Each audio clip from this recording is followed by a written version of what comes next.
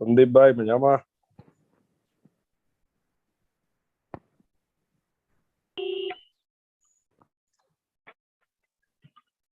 Ashish bhai, good afternoon.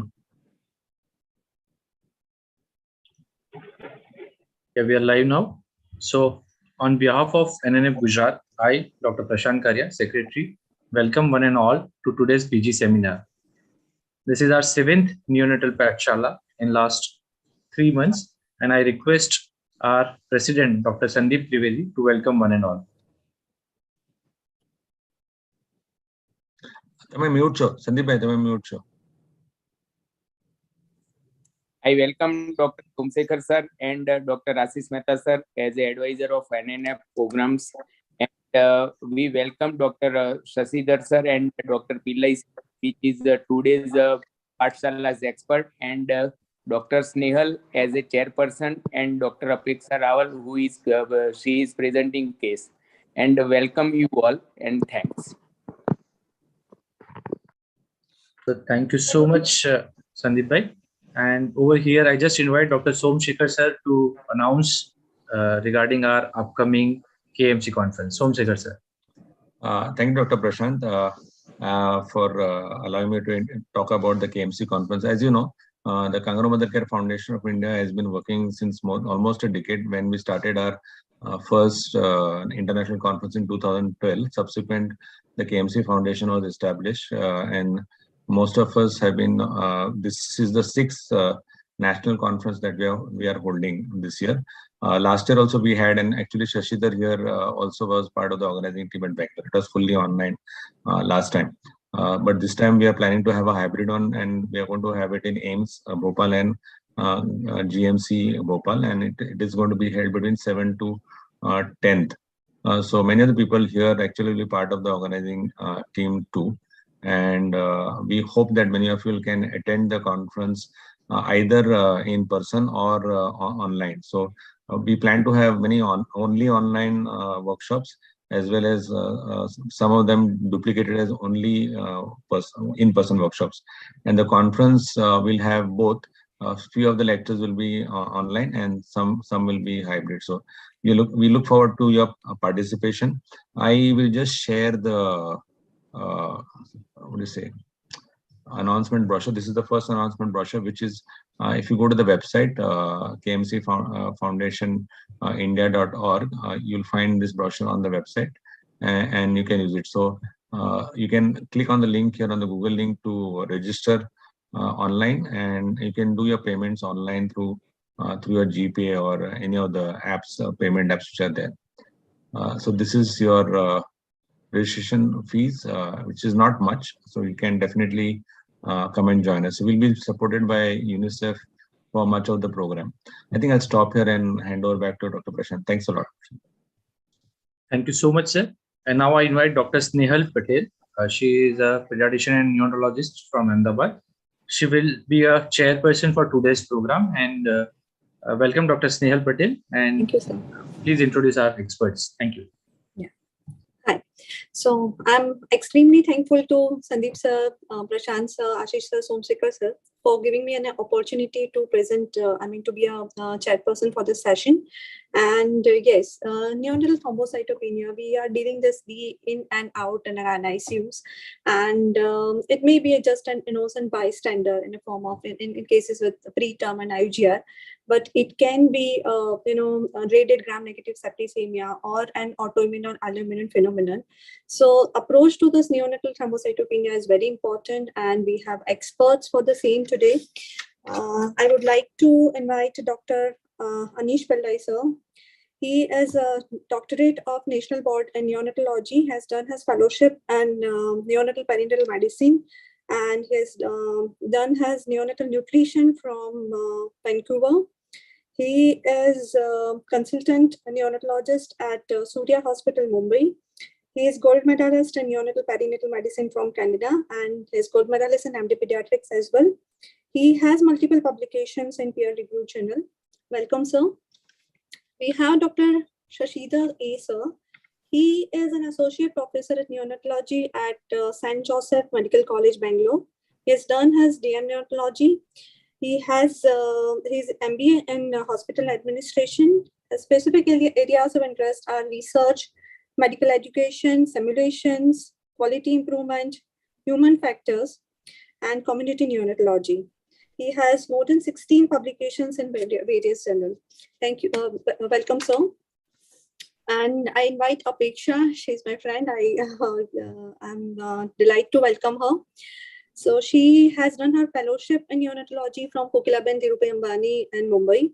And she's right now a consultant neonatologist at Amruta Hospital. Her specific areas of interest are preterm care, functional neurosonogram, and functional echocardiography and lactation counseling. So welcome all the experts, and I request experts to take over the session further. Thank you, Dr. Snehal. Yeah. So we request Apexa to start the presentation. That will be a initial seminar presentation, and then anybody is having any questions, they can type in the chat box, and Dr. Snehal will ask the questions to our experts. Thank you.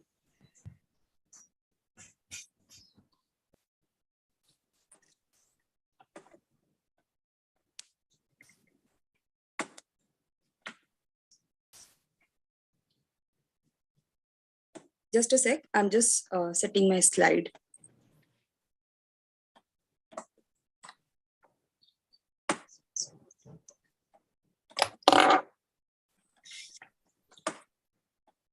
Yeah, very good afternoon to all my respected seniors, my colleagues and practicing neonatologists who are giving their precious time for the presentation.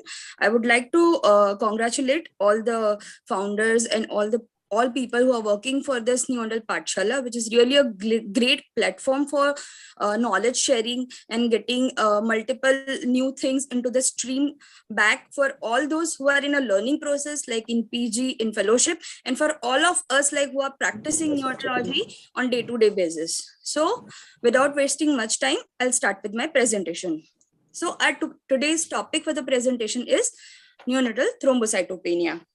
In this topic, we will be covering a few points like definition, classification, various mechanism and causes, early and late onset thrombocytopenia, autoimmune and isoimmune thrombocytopenia, approach to various thrombocytopenia classifications, investigation, management, transfusion guidelines, and certain studies and controversies related to that, refractory thrombocytopenia, and future prospects. I would like to summarize that thrombocytopenia is actually the second most common hematological problem which is being faced by all practicing neonatologists and pediatricians, though it is yet, I would say, commonly being overdiagnosed and overtreated.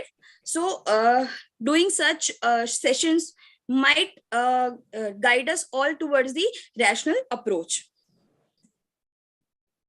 Here I'm just hypothetically keeping two cases. The case one is a preterm who is a 32-weeker, 1 kg, born to a mother with preeclampsia. Baby was stable. On admission, had mild RDS. On day 1, investigation showed hemoglobin of 20.6, total count of 3,800, and platelet of 83,000. Now, on the second day, rest parts were nearly same. Platelet count came down to 77,000.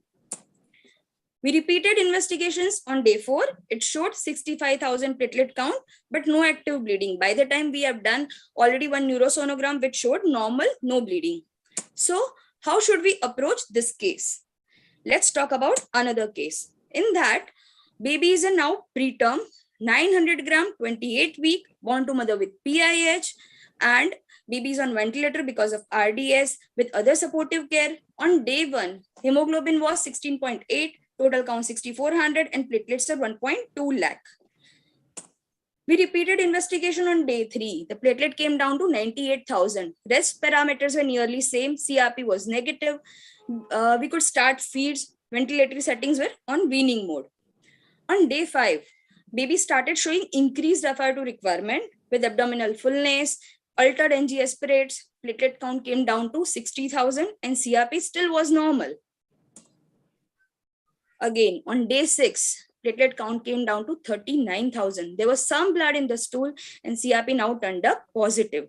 So how shall we approach this case? There are nearly 2 preterm cases. There is nothing new in both the cases. We usually see this kind of cases on daily basis in practicing neonatology. So now we'll discuss certain theory aspects which might guide us better taking decisions in such kind of cases. So coming to the definition,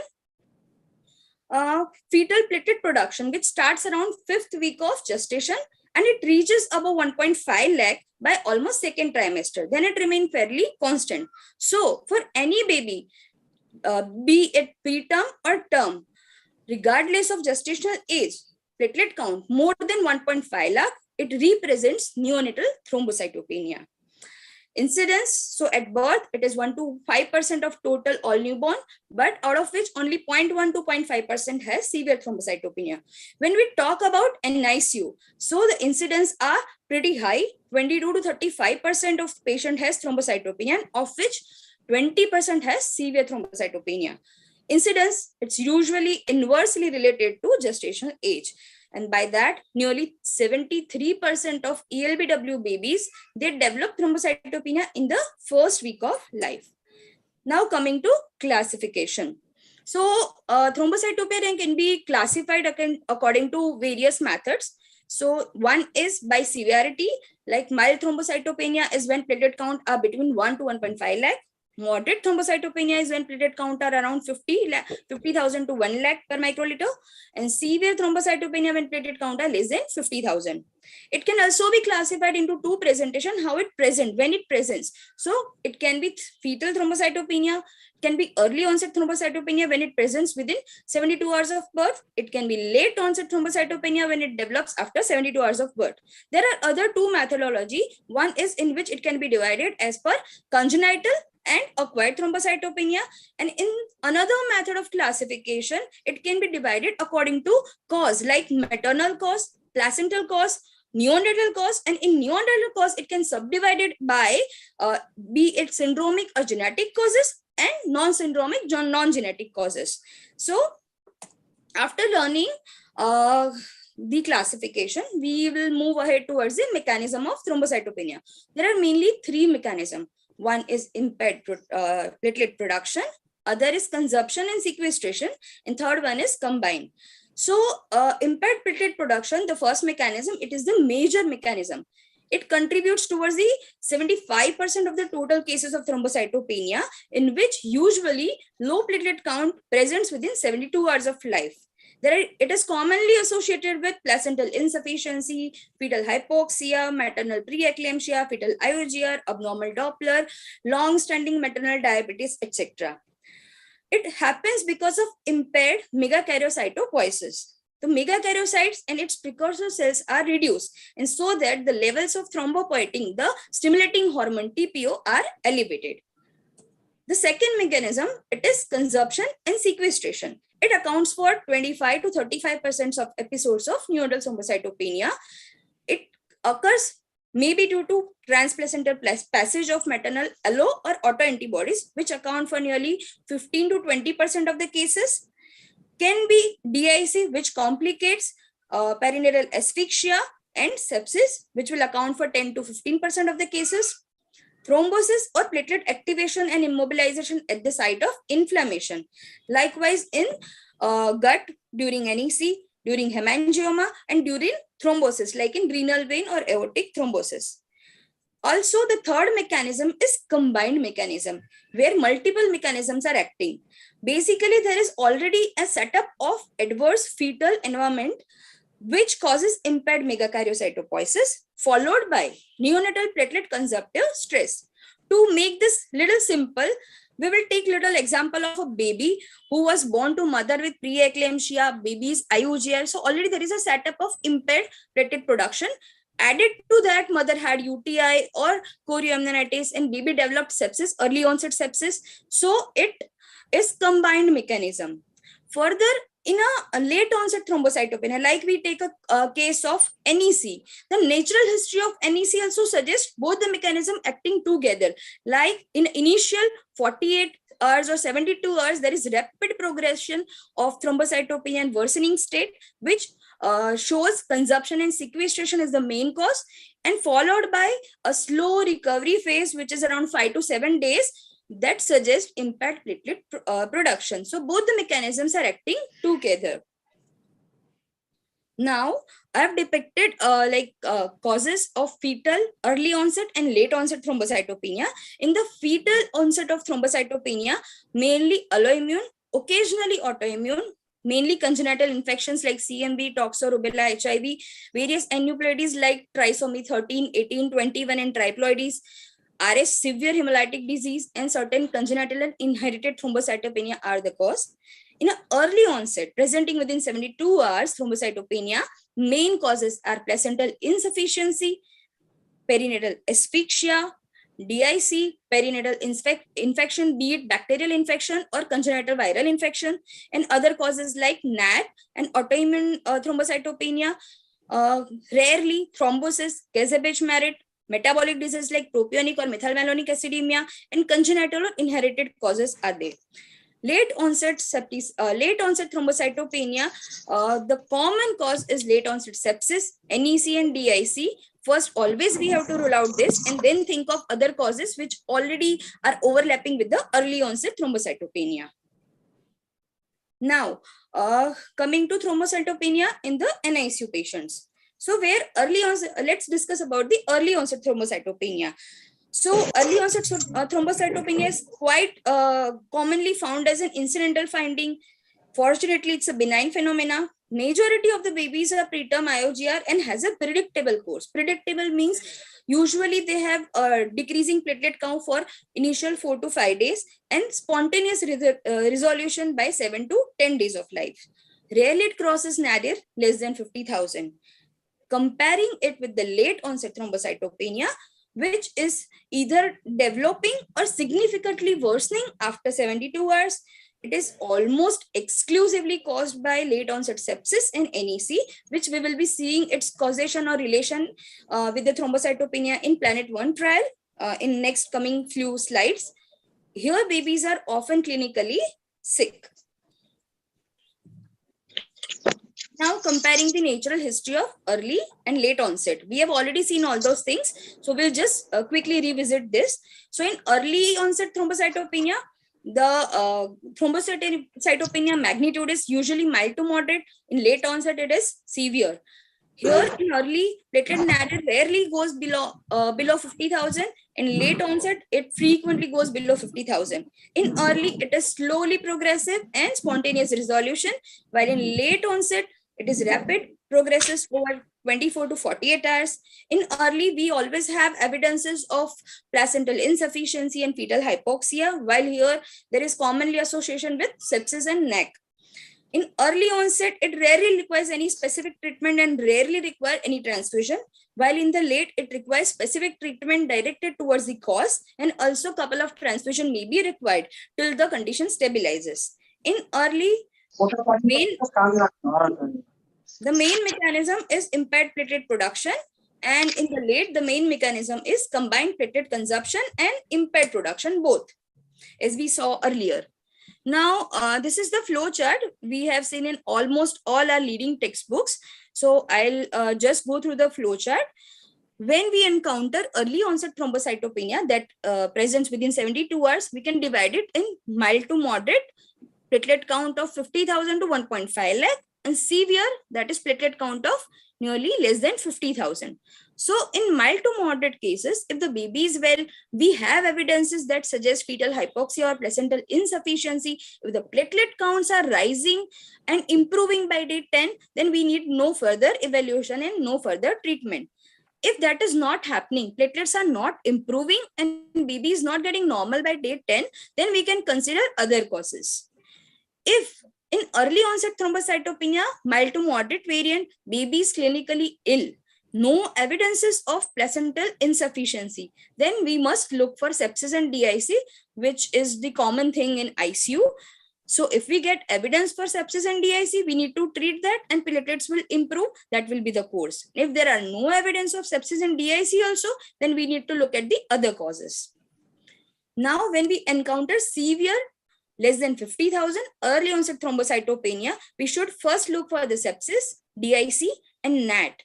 If any of this is present, then we need to treat according to the diagnosis and no further evaluation is required.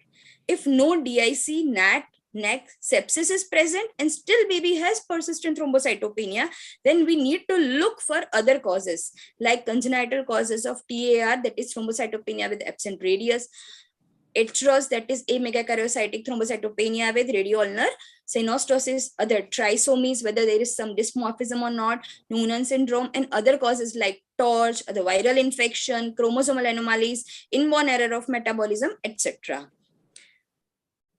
Now, when we have patient with late onset thrombocytopenia, which presents after 72 hours, always we should first look for any bacterial, fungal, sepsis and NEC. If it is so, then we need specific treatment directed against and supportive treatment by platelet transfusion as required.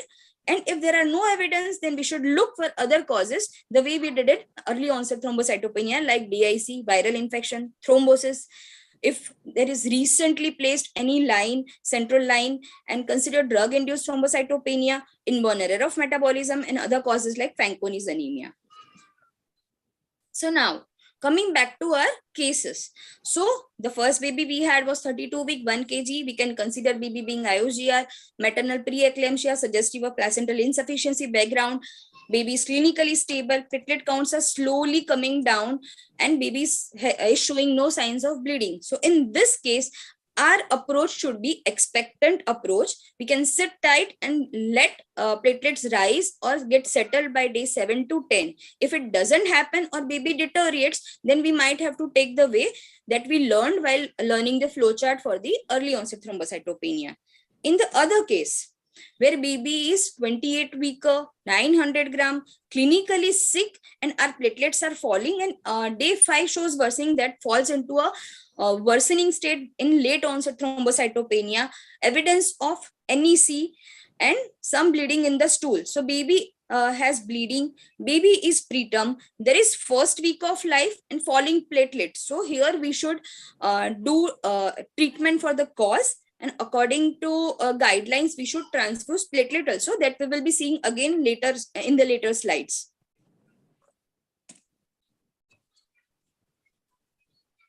Now, again, we are trapped with 2 more cases. In the first case, baby is a full-term, 3 kg, cried soon, was kept with the mother. On day 2, baby started showing some lethargy, poor feeding. By day 2 evening, relatives came with the baby in emergency department with seizures. We checked the sugar, it was already 30, so we treated that. But baby was, apart from that, hemodynamically stable, a well-looking baby. We did investigation which showed strikingly low platelet count of 22,000. So in early onset, severe thrombocytopenia. We did cranium, USG cranium, which showed ICH. So now what? It is not a difficult case. We all know the diagnosis, but we'll be learning how to approach it and causes related to it. Another case where a baby is full term, 2.9 kg. Mother was already diagnosed with the ITP. Baby was clinically well, cried soon, no external bleeding, and on day 1 had platelet count of 80,000. So how shall we produce in that baby? So in the further slides, we'll be learning immune thrombocytopenias, which will give us answers for these cases. Now, neonatal autoimmune thrombocytopenia. So it is a platelet equivalent of RH, hemolytic disease of newborn. But in contrast to RH, NAT can occur in the first pregnancy itself. Incidence is 1 to 1.5 in 1500 of pregnancies, but most goes undiagnosed. Because of many cases, they goes away with fetal losses, early fetal losses, and in many cases it is usually milder, so it doesn't get diagnosed. It accounts for 3% of the total thrombocytopenia and 27% of the neonatal thrombocytopenia, which are severe one. So how can we come to know? There was a study in 2005, where almost more than 200 neonates were studied. And screening criteria was platelet count of less than 50,000 on first day of life itself. If this study showed nearly 90% of the babies had NAT. So keeping this background in mind, there were certain criteria where we can consider NAT. So any well newborn who has early onset thrombocytopenia, severe thrombocytopenia less than 50,000 with no other possible explanation, with or without ICH particularly not IVH. So in NAT, ICH, intraparenchymal bleeds are common compared to intraventricular. Those happen in premature babies. And if there is a history of previous baby having ICH. So these are the criteria to consider or to suspect the NAT in any newborn. So why NAT happens? So transplacental passage of maternal alloantibodies directed against fetal platelet antigen, those are inherited from the father but absent on maternal platelet. So to simplify this sentence, I would say that there is a mother who is HPA negative, who doesn't have HPA 1A, 3A or any kind of antigen, she is negative. There is a father who is either homozygous or heterozygous for the HPA antigen. As we all know, mother and father cannot stand together, they'll keep fighting. So when baby acquires platelet antigen from father, which is unknown to the mother, so maternal body forms antibodies against those platelet antigen in the fetus, which will destruct fetal platelets. Here, mother is completely normal, like her platelets are not affected, only fetal platelets are affected. So clinical spectrum presentation, it varies from being a mild cases which goes undiagnosed to a very severe case. In many cases, it starts resolving by 1 to 2 weeks without any clinical sequel.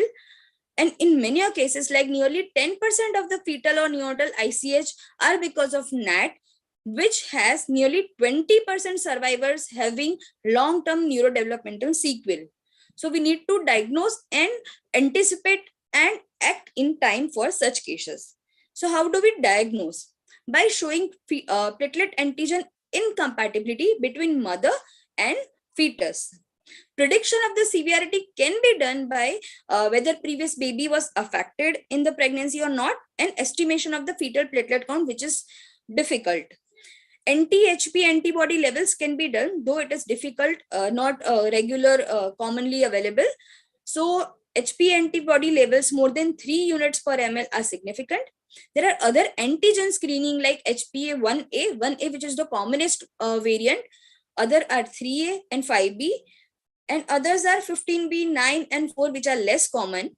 Doing brain imaging, which might show ICH, and another assay, that is MEAPA, monoclonal antibody specific immobilization of platelet antigen, which is also not commonly available nowadays. So we have option of doing antigen screening, keeping high index of suspicion, and doing brain imaging whenever required to establish diagnosis. Now coming to the treatment. So antenatal treatment, which is controversial, it has evolved over a period.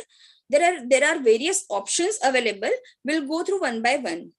So the first option is doing fetal blood sampling, knowing fetal platelet count, doing intrauterine HPA compatible platelet transfusion to the thrombocytopenic fetuses. This is the common approach which was followed in previous days, but it has high procedural risk, and apart from procedural risk, doing multiple transfusion to the fetus itself had another risk, so causing high mortality up to 8 to 12%. So it is not commonly practiced and advisable nowadays. Another approach is doing fetal blood sampling with maternal IVIG treatment if the fetus is thrombocytopenic. This is also not a commonly advised pathway nowadays. Third approach, which is a conservative tailored approach. No fetal blood sampling, giving maternal IVIG in the dose of 0.5 to 2 gram per kg per week, starting from 12 or 20 to 26 week is the standard approach being followed nowadays. The gestational age at which we should start with the maternal IVIG treatment is dependent upon if the previous baby was affected with ICH, and if it was affected, then at what gestational age it was affected. So whenever the previous baby showed that affection, we can start according to that age. The fourth approach, which is a combined and aggressive approach in which fetal blood sampling, intrauterine transfusion, combined with maternal IVIG and prednisolone starting at 18 to 20 week and doing early delivery at 30 to 34 week. It is practically reserved, not practiced, but only reserved for the pregnancy where previous pregnancy had significant ICH and current pregnancy also shows low platelet count in the baby. Along with all this approach, doing ultrasonograph every 2 weeks is recommended on from 24 to 28 week onwards. This is the flow chart. When we have suspected NAT or previous history of NAT, or we confirm it by HPA antibody levels. So here we'll go according to if the father is, what is the father's status? If the father is heterozygous, then we need to check for the fetal status, fetus HPA, whether fetus is HPA positive or negative. If the father is heterozygous and fetus is HPA negative, then no further treatment or diagnosis is required. If the father is heterozygous and baby is also HPA positive, or if the father is homozygous, then we need to look at if the previous sibling was affected with the ICH or not, and if the previous sibling was affected. So in cases where previous sibling had ICH, we need to start IVIG early by 18 to 20 week, regular ultrasonogram, if required, fetal MRI, and elective LSCS 34, 36, or 38, depending on the unit protocol. Where previous baby was not affected by ICH, we can start IVIG a little later by 28 to 32 weeks and doing ultrasonogram every 1 to 2 weeks. NAT has recurrence rate in subsequent pregnancy almost approaching 100%. So we should be cautious when we diagnose NAT, and we should be preemptive for diagnosing early in next pregnancies. The another picture is showing fetal blood sampling and intrauterine platelet transfusion. The another small part is showing ICH in a fetus having NAT. Now coming to neonatal treatment for the NAT, it is again controversial, but to simplify it, the aim is to maintain platelet count of at least more than 30,000. A few units recommended more than 50,000. So whenever a baby with suspected NAT has platelet count less than 30,000, we need to transfuse platelet. So what kind of platelet? The best choice is HPA type platelet from the donor after matching. If that is not available, second option is from the mother after washing or removing antibodies. If that is not available, SDP is better. And if that is also not available, give RDP, because anyway we want platelet count at least more than 30,000. Along with that, giving IVIG in dose of 1 gram per kg for 2 consecutive days. If the suspected NAT baby has ICH, then we need to keep platelet count more than 1 lakh, which is very difficult, but we need to try for it. If the baby has confirmed NAT, treatment line remains same. But when we have confirmed NAT baby going to be delivered, we should be aggressive, keeping HPA matched platelet ready before the baby is delivered, and preferentially transfusing that. There is a study over here in which a 6 observation study and another 7 observational studies were counted. They were checked for outcomes of ICH and mortality up to 28 days, mainly considering the ICH, which is detrimental for the future of the baby. These studies concluded the treatment line that platelet counts were lower than 30,000 in majority of the babies who developed ICH. So in NAT, maintaining platelet count more than 30,000 is strongly recommended. Now, coming to neonatal autoimmune thrombocytopenia. So it happens because of transplacental passage of autoantibodies in mother with ITP or SLE. So how it differs from the NAT? So in NAT, the antibodies are alloantibodies which target only fetal platelet. But in neonatal autoimmune thrombocytopenia, antibodies are formed against mother's own platelet and they get transferred to the baby. So it harms both.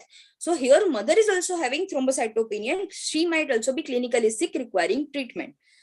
Neonatal autoimmune thrombocytopenia, it occurs in around 9 to 15% of the cases. In mother with ITP, nearly 25% babies have thrombocytopenia, but fortunately, it is less severe than NAT, and risk of ICH is nearly 0 or 1% or less. So, We cannot judge the severity of the thrombocytopenia in the baby depending on maternal platelet count, maternal condition, whether mother had splenectomy or not. So in those babies, the approach would be that once the baby is born, we should get cord blood platelet or within 24 hours platelet count to be done. If the baby having normal platelet count, then we are relaxed, but we need to check it again once by 48 to 72 hours. And if the baby has thrombocytopenia on the first day of life, so depending upon the degree of thrombocytopenia, we can repeat it daily or alternate day. And if the platelet falls below 50,000, we should do USG cranium and we should be more vigilant. Treat with the IVIG and platelet transfusion if the platelet count are less than 30,000 or if the baby develops ICH. Usually it shows spontaneous recovery in the cases by 7th day of life. The remaining antibodies, the antibodies last in baby's blood for a very longer period of time. Also, they are transmitted through breast milk. So in many percentage of baby, thrombocytopenia can happen later after 2 to 4 weeks. So they may require another course of IVIG later by 2 to 4 weeks. So we should be watchful for that too. Maternal treatment is IVIG, platelet transfusion, that's solely decided by obstetrician. But I would like to highlight the role of RSTPO, that is recombinant human thrombopoietin. So RSTPO is new evolving therapy which is under study or which is under investigation for use in newborns, but it has been used in maternal treatment. Almost 200 mothers were treated and that showed recovery by 74% in most of the mothers. So it is showing promising results in studies for maternal treatment of ITP. So we can expect it to be a new therapy replacing or at least a decreasing need of platelet transfusion in future. Now, various common presentation and approach towards it. So it can present at fetal thrombocytopenia, we already saw, commonly known as congenital or inherited thrombocytopenia. It can present in an otherwise healthy term baby. The baby might have little petechiae, purpura or other signs of thrombocytopenia, but it needs attention to avoid the risk of hemorrhages. Thrombocytopenia in sick baby, it needs immediate treatment, parallel investigation, and look for other comorbidities and treat other comorbidities immediately. So thrombocytopenia, when it is fetal, we already know the causes as we have seen it previously. So when thrombocytopenia presents in sick baby, we know that sepsis and NAC should be the primary suspicious things. Apart from that, perinatal asphyxia, and if we are giving cooling therapy on top of perinatal asphyxia patient, which will further aggravate thrombocytopenia and function of the platelets, having IEM, congenital infection, thrombosis of renal vein or aortic thrombosis, other comorbid condition like RDS, NEC, PPHN. In PPHN, use of INO, nitric oxide, also causes platelet dysfunction. So all these things combinedly should be looked for the sick baby with thrombocytopenia. When a well baby presents with thrombocytopenia, we need to check upon mother's platelet count. If mother is also having low platelets, we already saw it that there may be possibility of autoimmune thrombocytopenia. And if the maternal platelet counts are normal, look for NAT if it is actually severe thrombocytopenia. And in mild to moderate thrombocytopenia, look for evidences of fetal hypoxia and placental insufficiency. Apart from that, look for other hereditary platelet disorder, viscotalgate syndrome, and occult infections. While taking history and doing evaluation, we should take history for timing of onset, if baby has any localized or generalized bleed, if there was family history of bleeding tendency in the family or sibling, if mother had any illness, viral infections, perinatal bacterial infection, any placental insufficiency, PIH, GDM, many more, and any intrapartum events causing severe perinatal asphyxia, medications like quinidine, then anti-epileptics. Also look for baby's gestational age, which is a deciding factor for transfusion many a times. If the baby is well or a sick baby, check on the vitals of the baby, site of the bleed. If baby has any pallor, petechiae, purpura, jaundice, which might guide towards congenital torch infections, hepatosplenomegaly, bruit, which might tell us about possibility of Casabituric syndrome. congenital anomalies which might be there in Etrus, Tar, Fanconi's, and dysmorphism which might point towards trisomies and triploidies. Coming to diagnosis part, obviously we are going to do complete blood count. Apart from checking platelet count, we should look for pancytopenia and polycythemia, which are common accompaniment in the cases where placental insufficiency and fetal hypoxia is there. In peripheral smear, we should first look at the platelet counts and aggregates. So whenever we get unexpected thrombocytopenia, we usually call to the lab person to look for the platelet clumps and aggregates, because sometimes it gives false thrombocytopenia. We should look for the morphology of the platelet. So if considering congenital causes of thrombocytopenia, normal looking platelets are there in CAMT, that is congenital amegakaryocytic thrombocytopenia. And if there is microplatelet, we should think of Wiskott-Ulrich and TAR. If there are giant platelets, think of Bernard-Scholier and May-Hagelin kind of problems. Also, there are EDTA-dependent antibodies, which will keep on showing persistent thrombocytopenia. So just by taking sample in a citrate bulb will eliminate the false thrombocytopenia problem. So that is also should be considered. We should always take other coagulation tests like PT, PTT, and fibrinogen, because any coexisting coagulation abnormality is an indication for transfusion. And we have already seen this part in the bleeding neonate discussion. Further workup, we should do sepsis workup, ultrasonogram, torch titers, TPO levels, and platelet function analyzer when we suspect platelet function abnormalities. I would like to tell you about the IPF, that is immature platelet fraction. Just like we check reticulocyte count in the hemolytic diseases, here IPF is an evolving parameter to look for causes of thrombocytopenia. So IPF, it is a measure of percentage of newly released platelet in past 24 hours. So it shows difference between both the mechanism. So IPF levels tend to go down with the causes of impaired platelet production. And when there is consumption and destruction, IPF levels tends to go up. It can also be used for prognostication. So when baby has severe sepsis or NEC, we expect mechanism of consumption and destruction. So we expect IPF level to go high, but persistently low level of IPF suggests that bone marrow is not recovering, and it suggests poor prognosis. There was a study till date. This is the most major study done for the IPF, was in journal of published in Journal of Perinatology in 2017 by McKean et al. They nearly studied 9,000 newborns, and they tried to generate age-specific IPF value. So in study, they could summarize that till 32 week of age, IPF values are very high. Then it almost comes to normal around 4 to 5 by 32 week, and then it remains nearly constant. After birth, for initial few days, the values are high, but later when it starts to normalize. So over a period, we will get more and more studies and more information about use of IPF in daily practice. Now coming to management part. So goal of management is to ensure well-being of the baby rather than just treating lab abnormalities. So we are treating the baby, not the values. So management is based on diagnosis and severity of the disease. Treating underlying cause is the main focus, because whenever we treat by doing platelet transfusion, it will remain in the body for 2 to 4 days at a max. After that, baby has to produce its own platelet. So underlying cause treatment is the main focus. Use of components rather than whole blood, that we all know and we are practicing, and use it when absolute necessity, that we need to understand, because many studies they were done that showed huge differences in the practices among US and UK also, where in US liberal thresholds were used.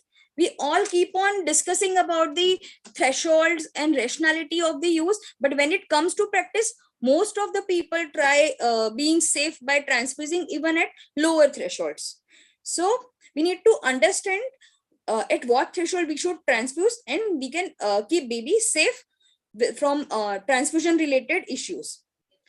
Risk of bleeding varies widely despite same degree of thrombocytopenia. So there were many studies done to correlate the levels of platelet count and bleeding probability. So almost all studies couldn't make a correlation between any particular platelet count or platelet range and probability of the bleeding. There was one study done on 900 newborns, which showed that after transfusion, baby had nearly 21% lower chances of bleeding for just 12 hours after the transfusion compared to 12 hours previous transfusion. But the power and quality was not that sure that we can implement it for the further guideline. Treatment protocol, as I already discussed, that in country to country, unit to unit, doctor to doctor, and patient to patient, it keeps on varying.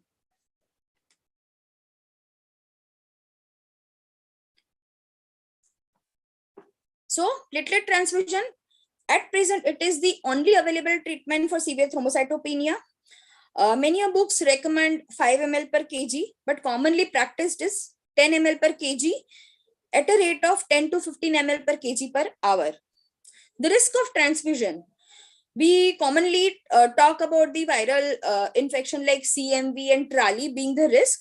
And we should also know and think of bacteremia or acquiring sepsis through the transfusion. And we should keep it in mind while transfusing the baby at lower threshold. GVHD is another risk. For eliminating risk of viral infection, we should get platelet from the CMV screen donors. We can do leukodepletion and irradiation to reduce the risk of CMV and GVHD. Other points to be considered are platelet should never be filtered through a microprobe blood filter. Because when we use BT set, we commonly that use for PCV transfusion, most of the platelets are retained in the filter itself. So we hardly will be giving any required platelet to the baby. While transfusing a female Rh negative infant, we should transfuse platelets from the Rh negative donor only to prevent the Rh sensitization, which might create issues to her in future. There are various studies. One major study has shown strong association between the number of platelet transfusion and high mortality. But yet it is not proven whether this strong association shows us that the disease severity was that high that it required so many platelet transfusions and baby had mortality, or it was related to transfusion related issues and mortality. So we need further more studies to prove this point. This is the platelet transfusion threshold guidelines commonly practiced in UK, where platelet count less than 30, we transfuse all the babies, be it preterm, be it major bleeding, be it autoimmune, NAT, known case or new case. When we get platelet count between 30 to 50, things can be individualized and depends on the condition of the baby. So we do not transfuse to any stable baby between 30 to 50,000. When 30 to 50,000 counts, platelet count baby is less than 1 kg, less than 28 week, who is clinically also sick, on ventilation, having INO drops, and the baby is within the first week of life, where there is high probability of having IVH, or any minor bleeding is there, concurrent coagulopathy is there, or we are planning of surgery or exchange transfusion on even a full-term baby. So these are the common indication for transfusion between 30,000 to 50,000. While we are approaching baby in NAT, so in new cases, suspected cases, many units prefer to transfuse even between 30 to 50,000 because they target to keep platelet above 50,000. And many of the studies are done for that. We'll look that. And known cases of NAT where mother is already been treated, we know the diagnosis, we know the approach very well, where we can wait to transfuse between 30 to 50,000 and wait even if it is a minor bleeding, then we will transfuse. When it comes to platelet count of 50,000 to 1 lakh, baby doesn't require transfusion, and only if there is major bleeding, ICH or extension of the ICH, then only we need to transfuse the baby. Previously, there was one study which was conducted way back in 2005, I guess, where 200 neonates were enrolled, and in the study, they compared transfusion threshold of 50,000 and 1.5 lakh. So half of the babies were transfused at 1.5 lakh and half of the babies were transfused at 50,000 cutoff. So after that study, they could conclude that there was no difference in the mortality or bleeding episodes between both. So they concluded that we can keep 50,000 as a cutoff, safe side. So after that study, slowly restrictive approaches were coming into the idea, and where slowly every unit started adopting restrictive guideline. Coming to Planet studies. So Planet group of study is till now the largest study conducted for the platelet transfusion threshold, prophylactic platelet transfusion threshold. Planet 1 study was conducted in 2014. It was a prospective observational study in 7 different units of UK. 169 newborns were included. A few term neonates were also included who had severe thrombocytopenia. So main objective was just to observe the practices amongst the various units about the prophylactic transfusion and to define the bleeding risk with the various causes of thrombocytopenia. The conclusion of the study was it confirmed previous data of sepsis and NEC being common causes for being a bleeding risk in the babies who were thrombocytopenic compared to IUGR or PIH being the cause behind thrombocytopenia. So those babies had less chances of ICH or IBH. So this is Planet 2 study, most talked about and recent one. So in this, almost 660 newborns were included, born at less than 34 weeks of gestation with severe thrombocytopenia. Mean age was around 26.6 and mean weight was around 750 grams. There were 2 criteria. One threshold was kept as 25,000. Another threshold was kept at 50,000. The babies were divided equally in the both. 2 main parameters were studied: death or any new major bleeding occurring within 28 days after randomization. So beyond our expectation, or in contrast to our expectation, this showed that the babies in the high threshold, like 50,000 cutoff level, showed higher numbers of death or major bleeding episode compared to lower threshold, that is 25,000 group. So here it was 26% and here it was 19%. P-value was 0.02, which is significant. And comparing other serious adverse event, the incidents were similar in both the groups. So apart from that, one another observation was there, that when a platelet transfusion threshold of 50,000 was used, nearly 90% of the babies at least received 1 platelet transfusion, compared to 53% only who received 1 transfusion in the low threshold, that is 25,000 group. So conclusion was preterm with thrombocytopenia had more deaths or major bleeding or both when a threshold of 50,000 was used compared to low threshold. So after that, restrictive transfusion guidelines are being promoted. This is the same study, like a few other observational studies and RCTs are included. And another parameter of bronchopulmonary dysplasia and ROP was also studied in the same study, which also showed that surprising result that when platelet threshold of 50,000 was used, the rates were high. So again, same conclusion, a lower threshold of platelet count less than 25,000 should be used for prophylactic transfusion in the preterm babies. There were few studies in previous days where babies were transfused. Sorry to interrupt, sorry, but sir. You are already overshooted the time. Okay. It's, I mean, a time for experts also. So just finish in 2-3 minutes. Yeah. Yeah. Okay. So nowadays, no study recommends use of platelet transfusion for PDA closure. These are our criteria, NNF criteria of 25,000, 50,000 and 1 lakh, nearly similar compared to other. These are the another criteria in September 2015, Journal of Perinatology, where they took same cutoff, but they took a cutoff of 20,000 for the all neonates. For stable preterm, 30,000. And less than 1 kg within first week of life, 50,000 as a cutoff. There are other British committee, Australian board, Canadian and Dutch guidelines. Everywhere they took cutoff of around 20, 25 or 30 as a prophylactic transfusion parameters.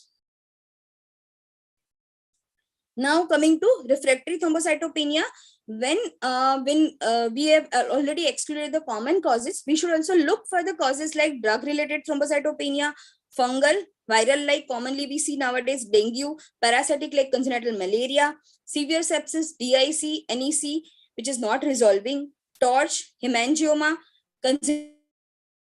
inherited causes for refractory thrombocytopenia. A few lines for the drug-related thrombocytopenia. Apart from drug itself, drug-induced or antibodies also causes destruction of the platelet.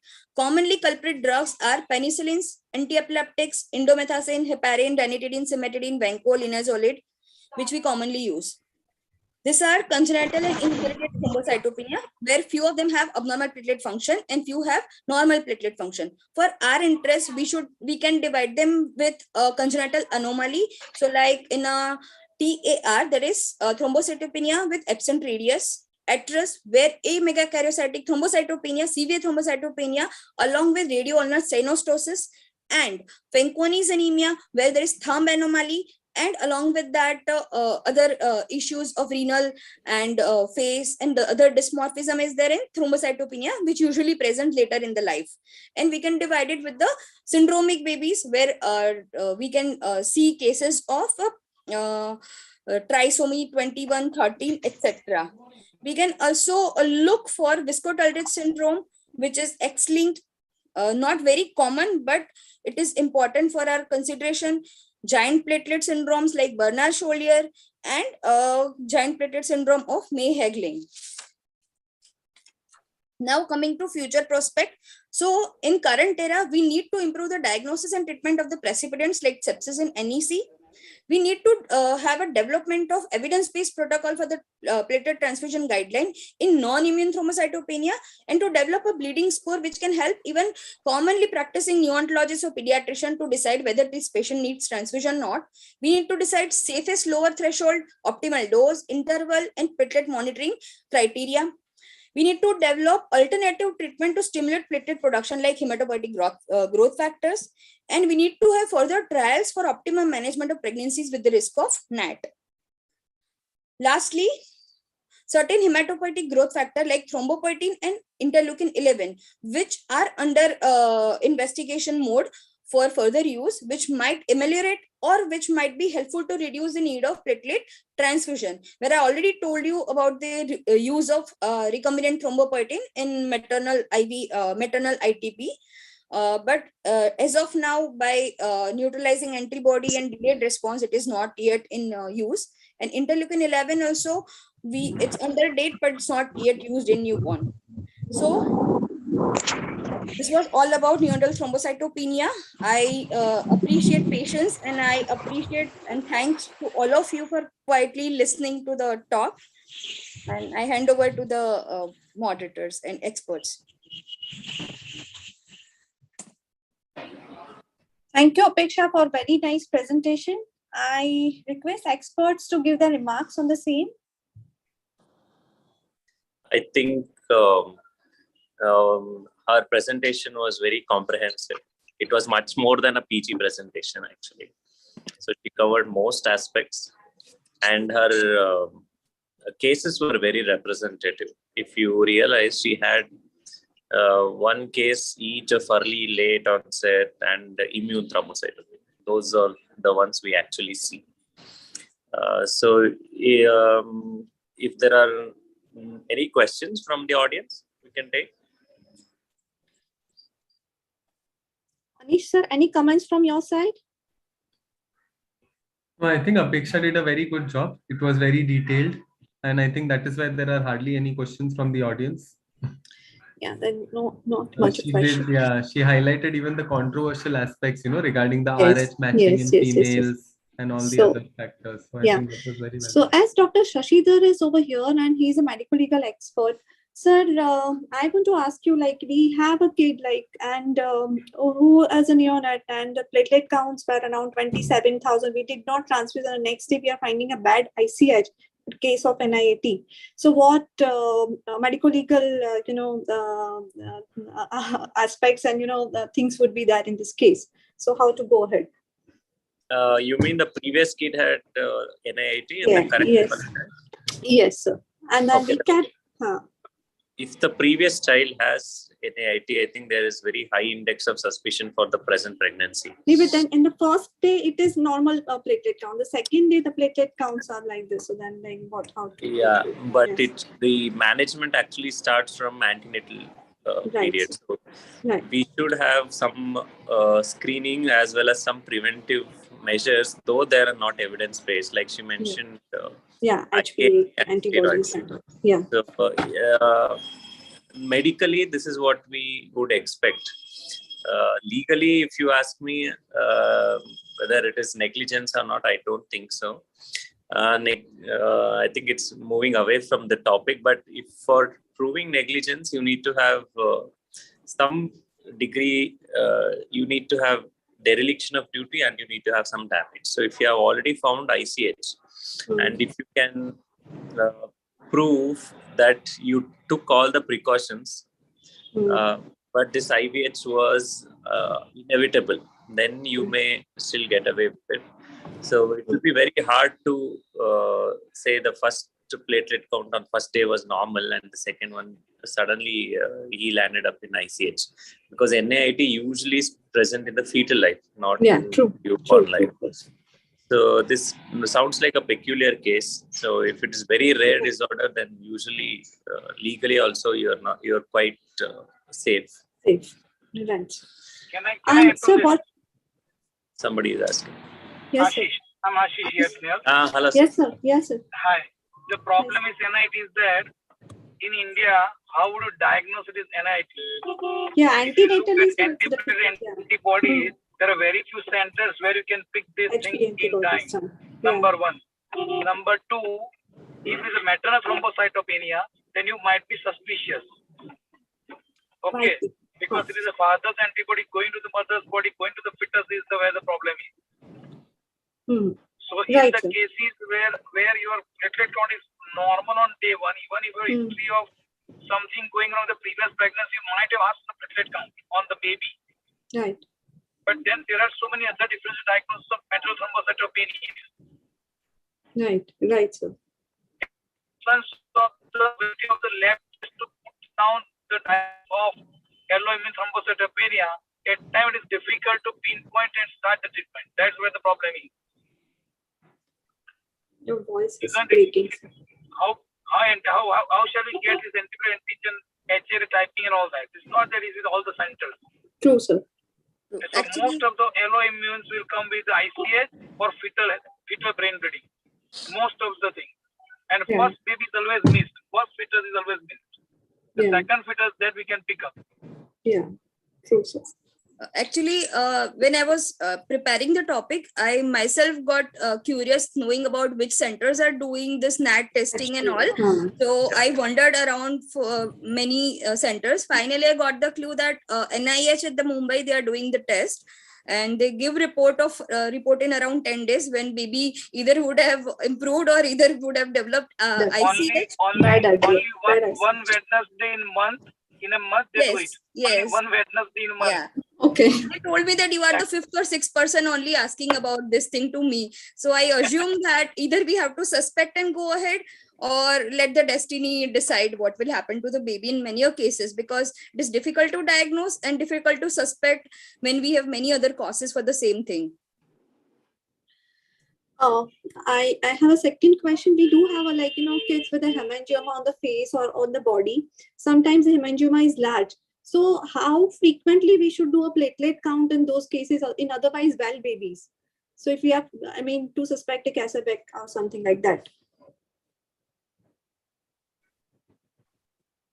Maybe Dr. Anish can take that. So if there's a large hemangioma, you're saying how frequently to check? Yeah, platelets, because sometimes, we land up with a very low platelet and bleeding from that hemangioma, spontaneous bleeding from that hemangioma due to Casabituric merit. So in those cases with hemangioma in otherwise well baby, how frequently we should do the platelet counts? Initially, we do it twice weekly here if the platelet counts are normal. And then once, the baby is a little grown and if it doesn't bleed, then once a week is okay. And beyond a particular point, there is no indication to keep checking. I think we can, if it's a cavernous hemangioma, usually we even do sometimes an ultrasound to see how, the flow is. It is in venous, cavernous. So then on individual basis, we can decide after that. Fine. So any other questions? I'm just checking the chat. What is the standard treatment of Casabituric syndrome? That is what the question been asked by Dr. Gandhi.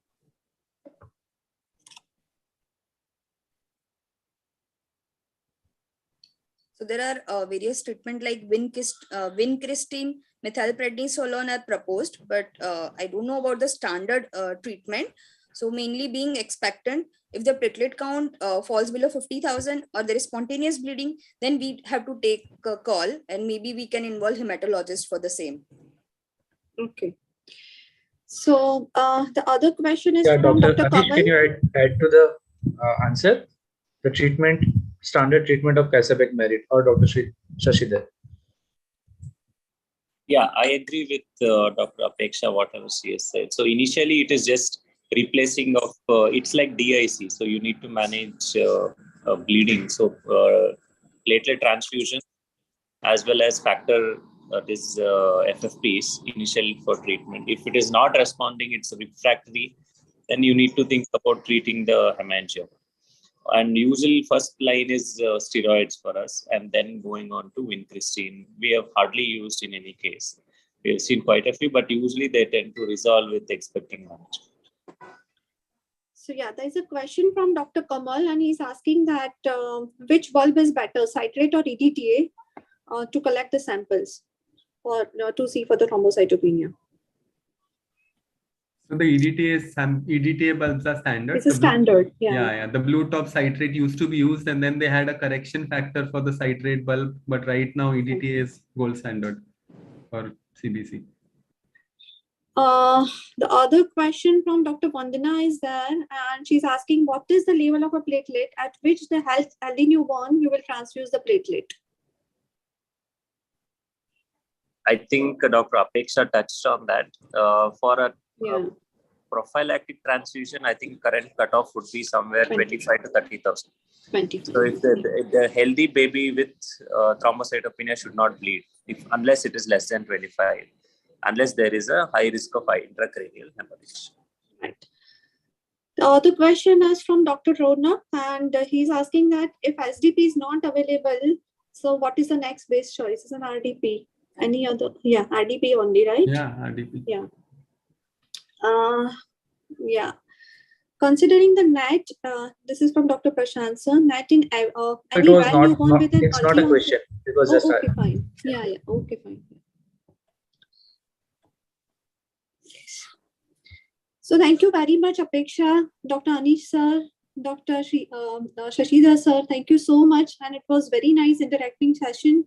And we got many, new clues to, for the approach of neonatal thrombocytopenia. We got, newer guidelines as well. Thank you so much, Apexa.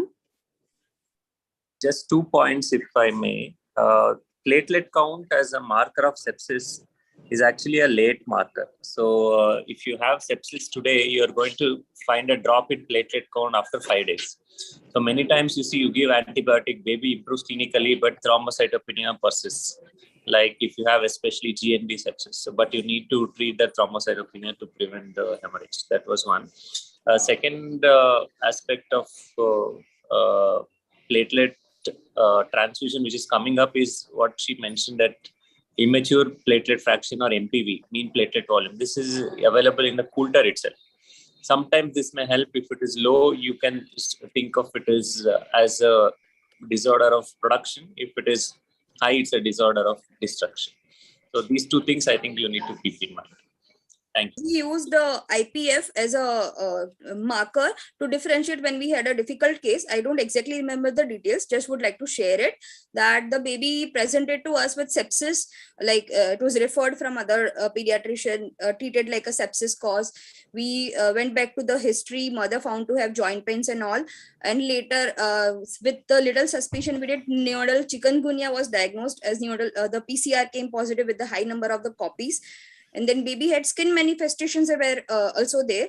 So it was a confusing state. We involved hematologist also for the same case, where two diagnoses, either it is neonatal chikungunya, where the recovery phase is prolonged, or where the baby is having autoantibodies generated towards that, or either it is viscotalrich, where eczema and platelets. So which two things which helped us to decide was good peripheral smear, which didn't show any microplatelets, and IPF, which showed high levels where the consumption or the destruction due to antibodies was showing the high levels of IPF.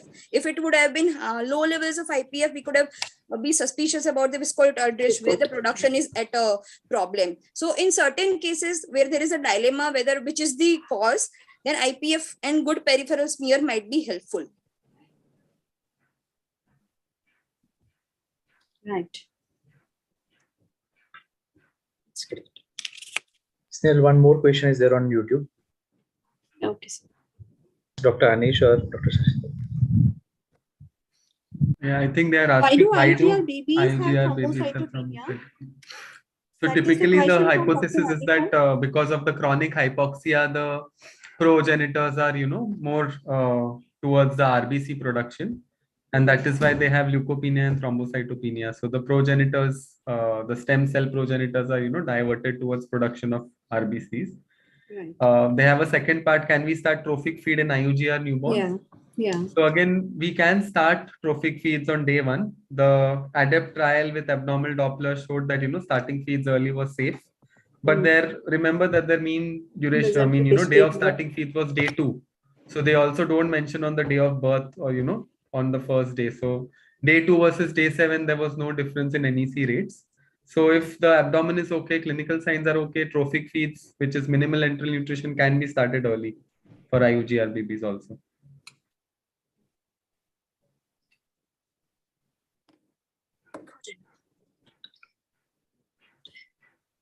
So thank you, everyone. Thanks to all. Thanks to experts and our speaker. It was a wonderful presentation, and it was nice discussion from all of you.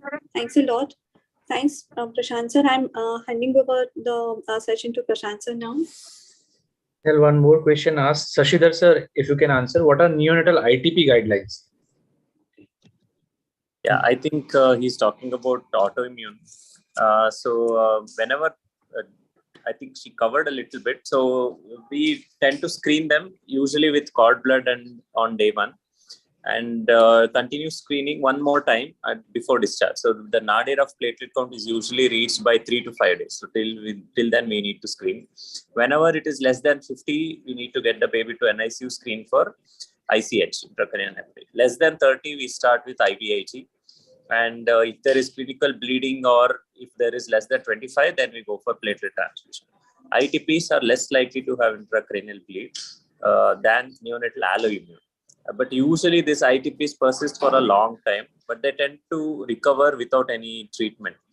Hardly we have used second dose of IVIG in 1 or 2 cases, or short course of steroids, oral steroids itself. If it is refractory, needing multiple transfusions, we may consider 2 mg per kg of prednisolone for about 7 days.